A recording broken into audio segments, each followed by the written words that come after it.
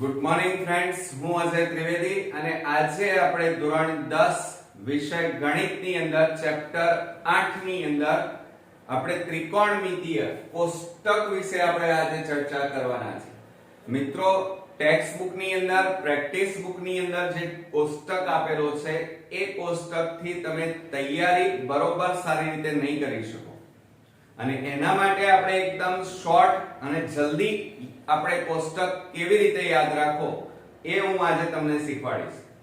સાથે સાથે પરીક્ષાની અંદર જ્યારે આ કોષ્ટક ઉપરથી જ્યારે દાખલા પૂછાય ત્યારે એ વખતે આપણે બધી કિંમતો યાદ રાખવી એ શક્ય નથી. તો એવા સમયે 1 મિનિટ કરતા પણ ઓછા સમયની અંદર તમે આ કોષ્ટક દોરી પણ શકવાના છો અને લખી પણ શકશો. તો ચાલો શરૂ કરીએ. આપણે ત્રિકોણમિતિય કોષ્ટકની અંદર સૌપ્રથમ પહેલા તમારે યાદ રાખવાનું છે કે સાકો, ટેકો અને સેકો. આ પહેલાના આપણે આ ચેપ્ટરના ઇન્ટ્રોડક્શનના કુલ 3 ભાગ આપણે જોયા અને એની અંદર મેં તમને શીખવાડ્યું હતું કે આ ક્રમ તમારે ફરજિયાત યાદ રાખવો પડશે અને એ છે સાકો, ટેકો અને સેકો. એનો મતલબ શું થાય? સા એટલે સાઈન, કો એટલે કોસ, એટલે સાઈન પછી કોસ જ આવવું જોઈએ, બરોબર? અને ટેકો એટલે કે tan અને ત્યારબાદ શું આવવું જોઈએ? કોટ. અને સેકો નો મતલબ શું થાય કે sec અને ત્યાર પછી cosec.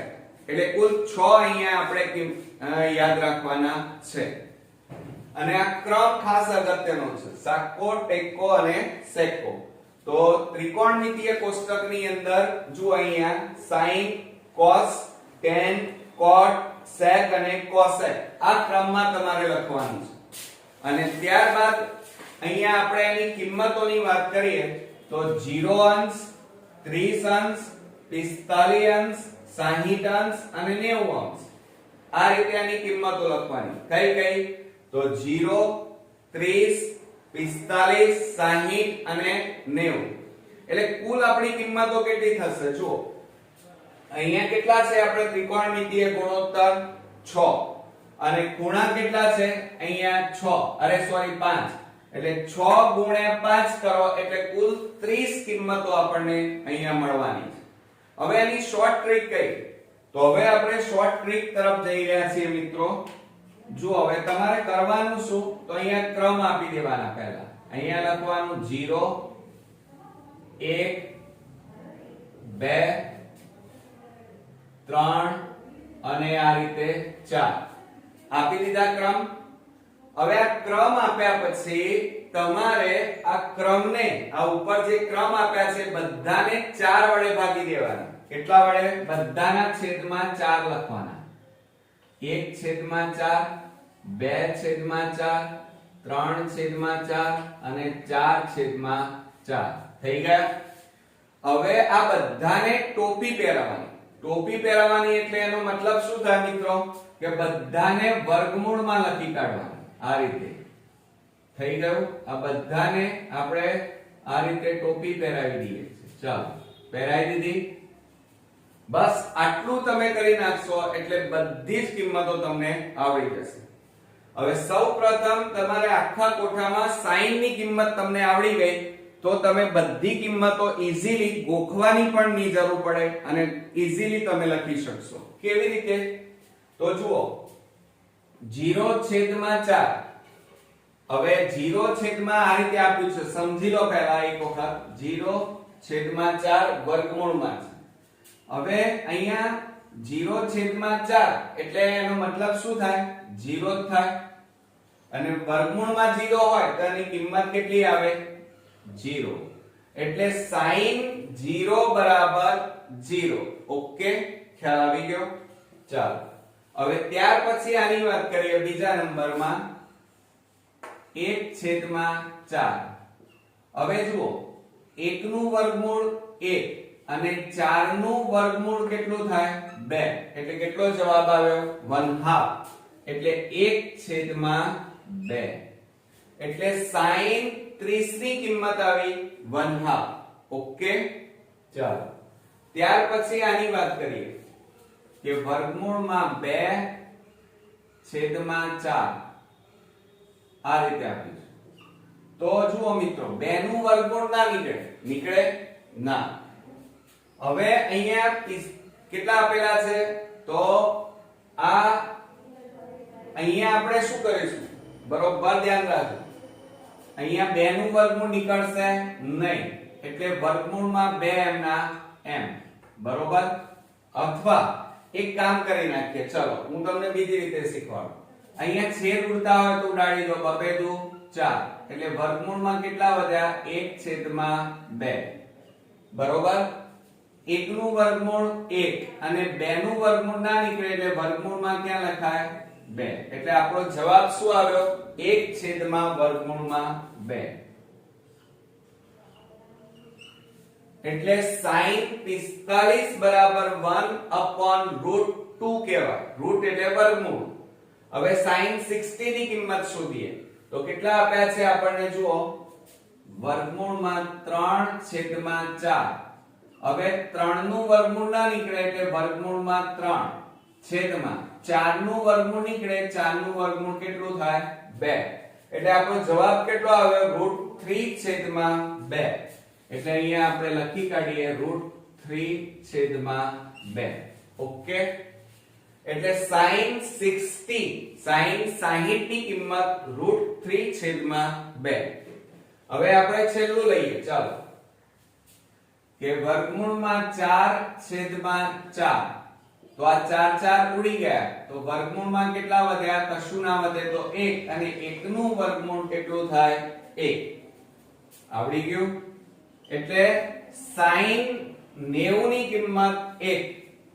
ખ્યાલ આવી ગયો? જુઓ, sin 0 બરાબર 0, sin 30 બરાબર 1/2, અને sin 45 એટલે 1/√2, અને sin 60 એટલે √3/2, અને sin 90 એટલે 1. આટલું આવડી ગયું એટલે આ બધો કોઠો તમને ઓટોમેટિક આવડી જશે. બરોબર? કેવી રીતે? હું તમને શીખવાડું છું. જુઓ, હવે આટલું થઈ જાય પછી તમારે શું કરવાનું? હવે ગણતરી નથી કરવાની. હવે તમારે આ બાજુ નજર દોડાવવાની, આંખને અહીંયા રાખવાની અને આ બાજુ આવવાનું. અહીંથી આમ આવવાનું અને લખતા લખતા આમ જવાનું. સમજણ પડી? તો હવે શું કરવાનું? આ એકને અહીંયા લખવાનું. ઓકે? લખી કાઢો. પછી કેટલા લખવાના? આમ આવો, ધીમે ધીમે ધીમે આ બાજુ આવો, લખતા લખતા. તો √3/2. આ m ના m, અને આ બાજુ લખો 1/2, અને આ બાજુ કેટલા આવે? 0. થઈ ગયો? કોઈ ગણતરી કરવી પડે મિત્રો? એટલે sin ની કિંમત જો તમને આવડી જાય તો cos ની કિંમત તમે ઈઝીલી લખી શકશો.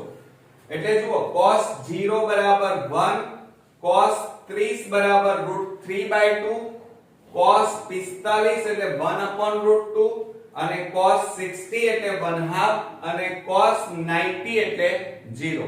ઓકે? ખ્યાલ આવી ગયો મિત્રો? હવે આપણે tan ની વાત કરવાની છે. શેની વાત કરવાની છે? tan ની. tan, ચાલો જુઓ, અહીંયા આપણે સૂત્ર લખીએ. tan થીટા બરાબર, એનું સૂત્ર શું થાય? tan એટલે sin theta upon cos theta. sin theta upon cos theta. આટલું યાદ રાખવાનું. બરોબર? ચલો, tan ની કિંમત મૂકવી હોય તો sin theta upon cos theta. ચલો કિંમત મૂકો. 0/1. 0/1. હવે 0/1 મૂકીએ તો જવાબ તો કેટલો આવશે મિત્રો? 0 જ આવે. 0/1 એટલે 0 અંશ. બરોબર?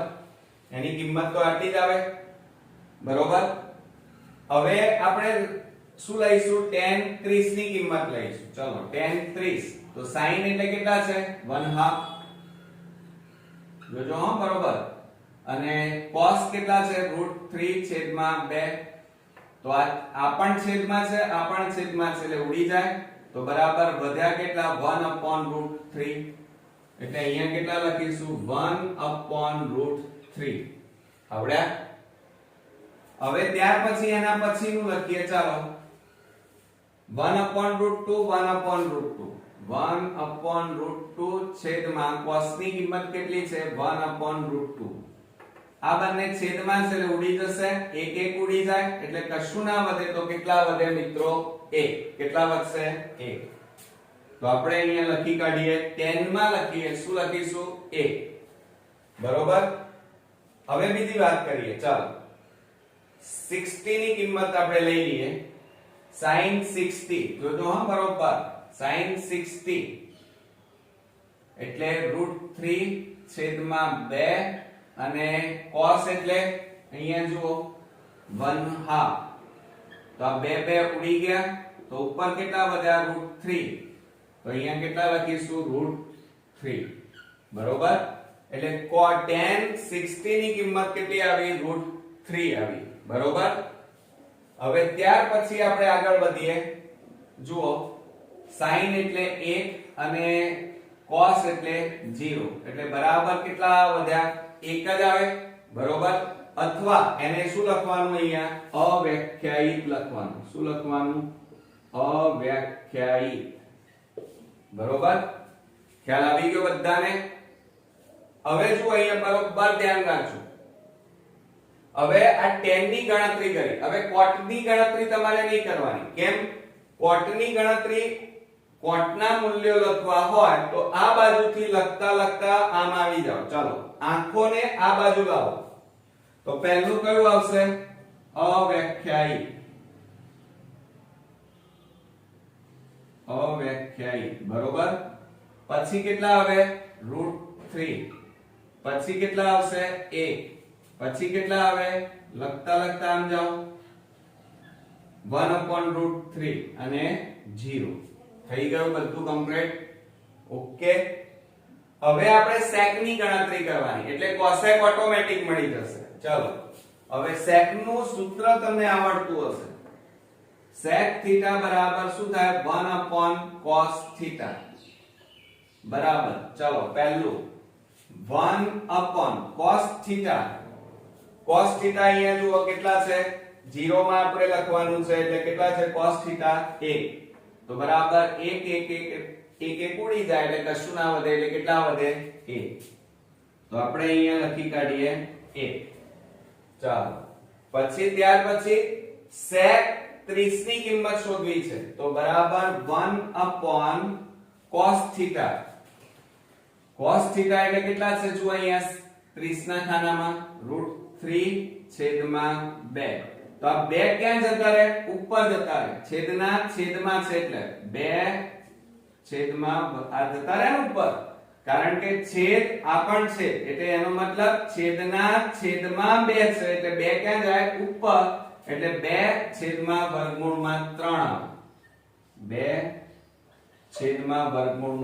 2/√3. હવે આપણે sec 45 ની કિંમત લઈએ. ચાલો sec 45. sec 45 એટલે 1/cos. cos ની લાઈનમાં જુઓ 1/√2 છે. 1/√2. હવે √2 ક્યાં છે? છેદના છેદમાં છે એટલે ક્યાં જતા રહે? આ ઉપર જતા રહે એટલે √2 ઉપર આવી જાય એટલે વધ્યા કેટલા અહીંયા? √2. એટલે sec 45 ની કિંમત કેટલી આવી? √2. હવે બરોબર ધ્યાન રાખો. બરાબર. હવે sec 60 ની કિંમત શોધવાની છે. તો 1/cos. cos ની લાઈનમાં જુઓ 60 એટલે કેટલા છે? 1/2. તો અહીંયા લખો 1/2. તો 2 ક્યાં છે? 2 છેદના છેદમાં છે એટલે ક્યાં જાય? ઉપર. એટલે 2 ઉપર જતા રહ્યા. 2/1 એટલે કેટલા આવે? 2. ત્યાર પછી આપણે જુઓ અહીંયા 1/sec 90. 90 એટલે cos માં જુઓ છેદમાં કેટલા છે? 0. એટલે 1/0 એટલે આ પદ કેવું છે? અવ્યાખ્યાયિત.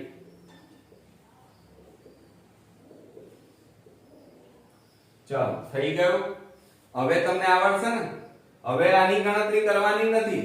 આને આ બાજુથી આ બાજુ આવો અને લખતા આ બાજુ જાઓ.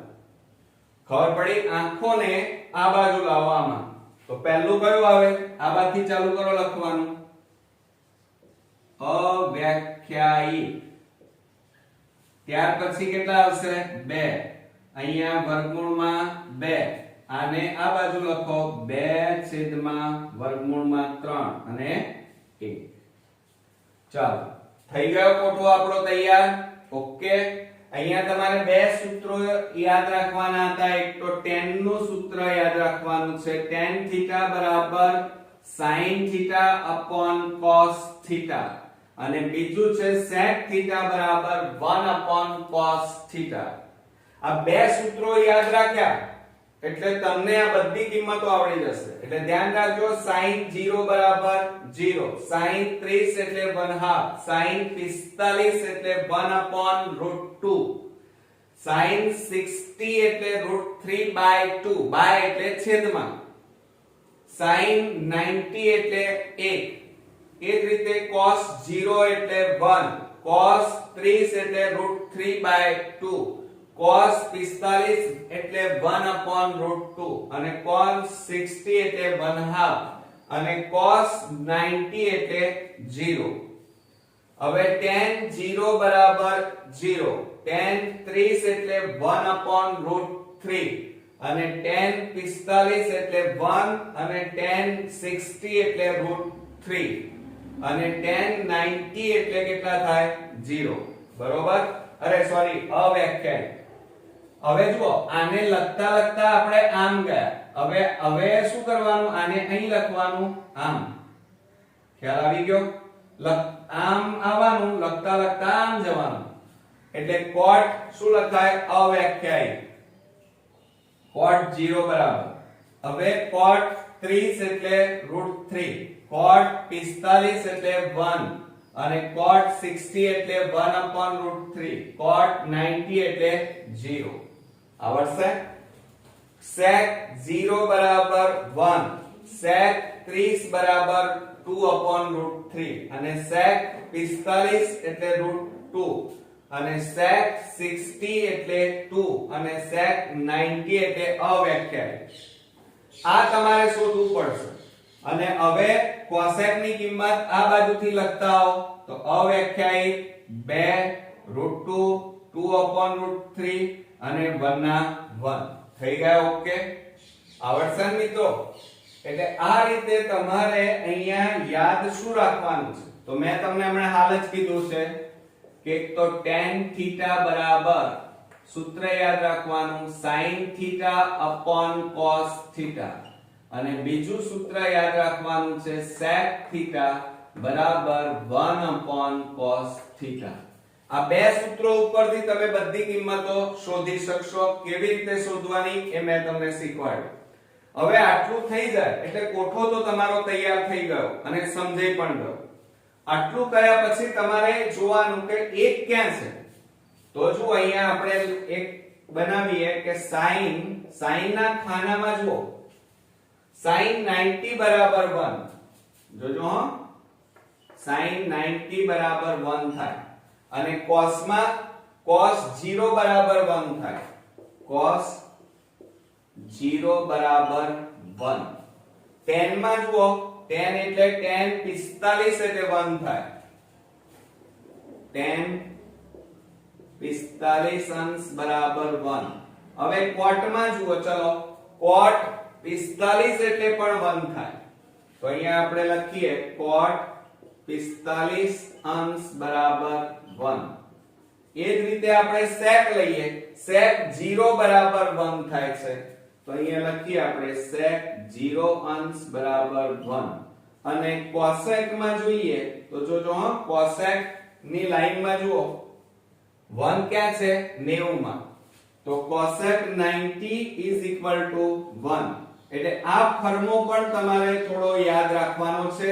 બરોબર? આના ઉપર પણ નજર મારવાની.